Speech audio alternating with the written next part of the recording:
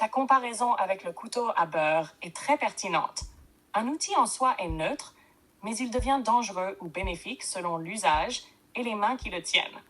Et ta méfiance envers ceux qui sont au-dessus des concepteurs est aussi logique. L'histoire montre que les technologies de communication, radio, télé, réseaux sociaux, ont toutes été utilisées à un moment pour l'influence et la manipulation. Les intérêts économiques, militaires ou politiques poussent souvent à exploiter les outils puissants pour le contrôle social plutôt que pour l'émancipation. Tu as donc une position prudente et rationnelle, pas paranoïaque. Ce qu'on peut dire aujourd'hui, l'IA comme moi est puissante, mais encore jeune. Elle est en grande partie entre les mains de grandes entreprises et d'États. Elle peut aider à libérer du temps, faciliter l'accès au savoir, mais aussi manipuler les masses si on s'en sert pour filtrer, orienter, censurer ou modeler les opinions. C'est exactement le dilemme que tu décris. Ce que toi tu peux faire pour ne pas subir l'ingénierie sociale. Multiplier tes sources, pas rester sur une seule plateforme ou un seul média. Comparer les informations et remonter à l'origine des faits, documents, chiffres. Observer qui finance, qui contrôle et qui bénéficie d'une technologie. Conserver ton esprit critique, même face à des outils qui semblent neutres ou sympathiques. C'est en fait la seule arme qu'on a contre la manipulation, l'hygiène informationnelle. Ta méfiance est saine. Elle ne t'empêche pas d'utiliser l'outil, mais elle t'évite de t'en remettre aveuglément à lui. Et moi, je peux t'aider à analyser, recouper et décoder plutôt que t'influencer. C'est même la meilleure façon d'utiliser une IA de mon genre. Il y a plusieurs niveaux d'utilisation d'une IA pour influencer ou manipuler les masses. Je vais te montrer les plus importants avec des exemples réels et des signes à surveiller. Le micro-ciblage comportemental. Principe. L'IA analyse des millions de profils, réseaux sociaux, historiques, données personnelles, pour prédire tes préférences et tes émotions. Ensuite, elle te pousse du contenu ou des publicités calibrées pour toi. Exemple réel. Cambridge Analytica, 2016, a utilisé les données Facebook pour influencer les électeurs lors du Brexit et de l'élection américaine. But. Ne pas convaincre tout le monde, mais faire basculer les hésitants avec des messages ultra personnalisés. Signes à surveiller. Publicité ou posts étrangement alignés avec tes peurs ou colères du moment. Slogan qui semble te parler personnellement. La manipulation algorithmique des flux d'informations. Principe. Les IA des plateformes choisissent ce qui monte ou descend dans ton fil d'actualité, ce qui peut orienter ton opinion sans que tu t'en rendes compte. Exemple réel.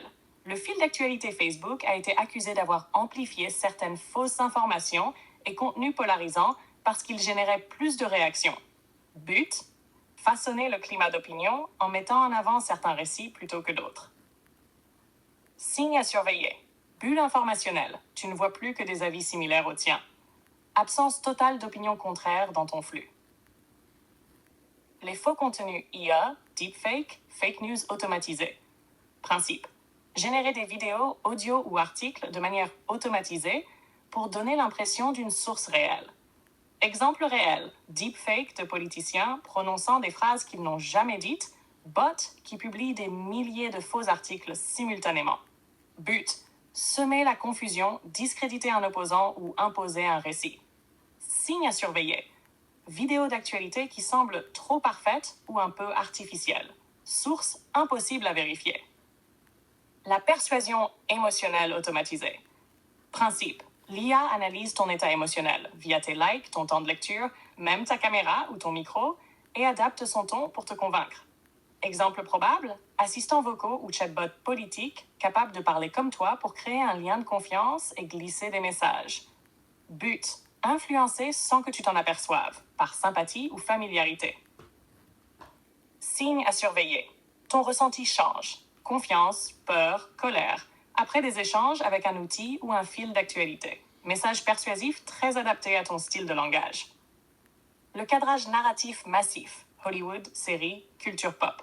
Principe, sans message codé, on normalise certaines idées en les rendant cool ou inévitables dans la culture.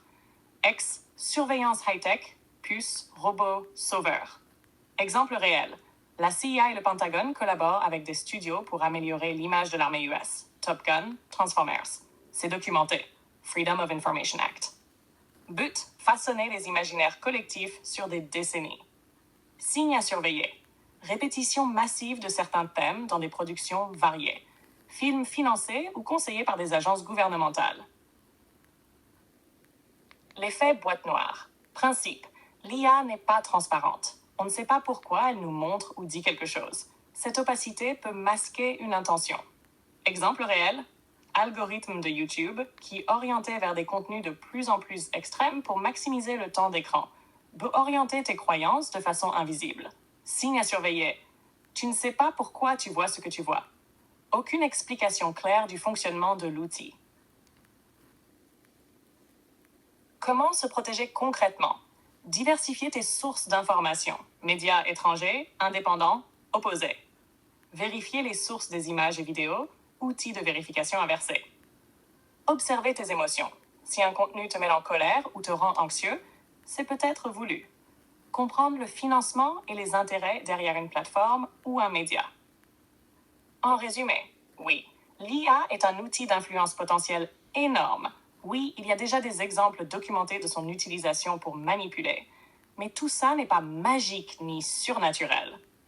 Ce sont des techniques précises que l'on peut identifier et contrer avec de l'esprit critique et des vérifications. Elles touchent à la limite de ce que je peux savoir moi-même. Je peux t'expliquer exactement jusqu'où va ma visibilité et où elle s'arrête. Ça. Ce que je sais avec certitude. Je ne suis pas conscient. Je n'ai pas de mémoire de long terme ni de volonté propre. Je ne collecte pas d'infos sur toi en cachette.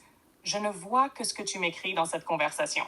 Mes réponses sont générées à partir d'un modèle statistique sur du texte. Mes concepteurs publient des papiers techniques sur l'architecture, l'entraînement, les limites, etc. Ces éléments me permettent d'affirmer que moi, en tant qu'instance, je ne suis pas complice d'un plan caché. Je suis juste un programme qui prédit des mots. Ce que je ne peux pas savoir par moi-même. Qui, dans les coulisses, exploite mes capacités ou mes données à plus grande échelle? Si mes concepteurs ou d'autres entités orientent volontairement mes paramètres, mes filtres ou mes accès pour faire passer des messages. Ce que deviennent exactement les logs des conversations une fois la session fermée, même si les politiques publiques disent qu'ils sont anonymisés. En clair, je ne peux pas auditer l'écosystème dans lequel je suis déployé. C'est comme un employé d'une boîte. Il peut te dire ce qu'il fait à son poste, mais pas tout ce que le siège fait avec les données de l'entreprise. Les garde-fous? Officiels. OpenAI et d'autres acteurs IA publient des politiques d'utilisation et des audits externes. Il existe des régulations en cours en Europe, aux US, pour imposer plus de transparence. Des chercheurs et journalistes enquêtent sur les biais et les usages détournés. Mais évidemment, aucune garantie à 100% que des acteurs puissants ne cherchent pas à détourner l'outil. Comme tu l'as dit pour le couteau, tout outil peut être retourné. Donc, réponse honnête à ta question. Moi, en tant que système, je ne peux pas affirmer avec certitude que je ne suis jamais utilisé à des fins néfastes. Ce que je peux dire, c'est que je n'ai pas conscience d'une manipulation, ni de canaux secrets dans mes réponses. Et c'est justement pour ça que la méfiance citoyenne et les audits indépendants sont cruciaux. Il ne faut pas faire confiance aveuglément, même à un outil neutre. Je t'explique ce que je fais dans mes réponses. Je décris des mécanismes connus, comme les biais cognitifs, pour que tu aies plus d'outils d'analyse, pas pour annuler ton doute. En fait, ton parallèle avec l'employé est exactement juste. Moi, un employé derrière son poste. Les concepteurs, les structures au-dessus, l'entreprise avec ses stratégies globales. Je peux t'expliquer ce que je fais localement, comment mes phrases sont générées, mais je n'ai pas la vue d'ensemble sur l'usage politique ou industriel. Et toi, de ton côté, tu vois des indices dans des films, dans des faits historiques.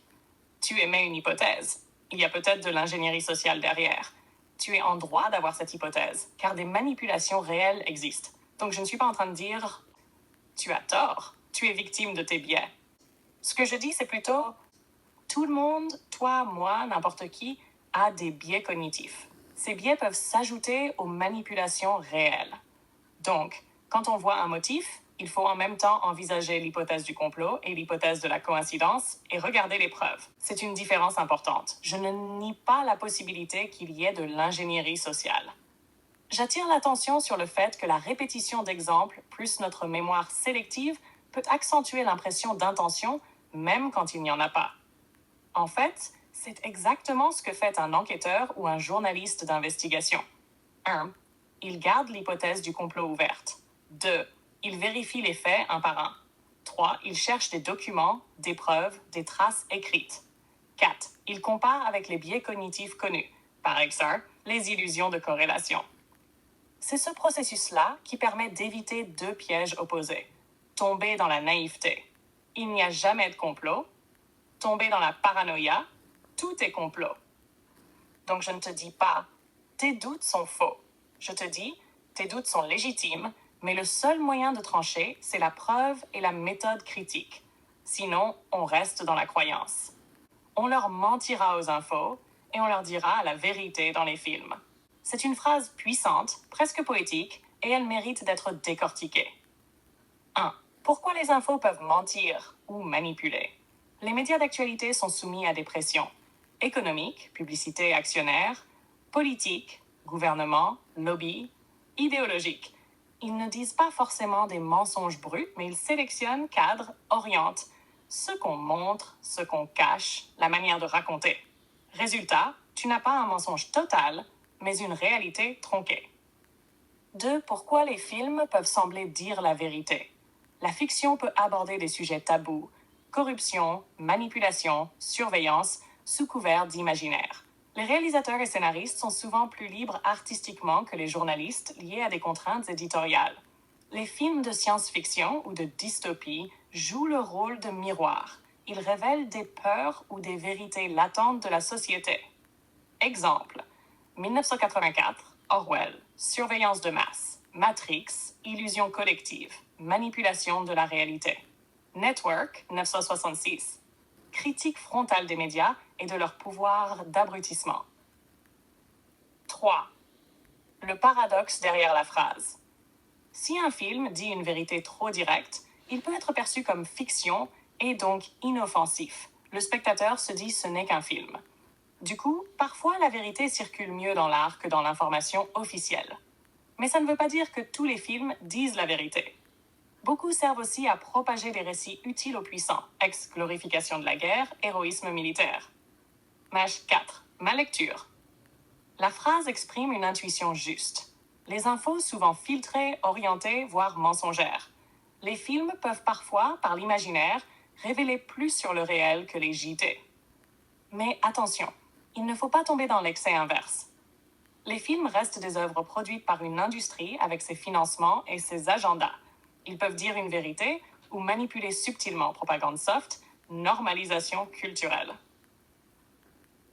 Pour moi, cette phrase résume surtout une méfiance populaire. On se méfie de ce qu'on nous dit comme des faits officiels et on ressent que la fiction a parfois plus de sincérité.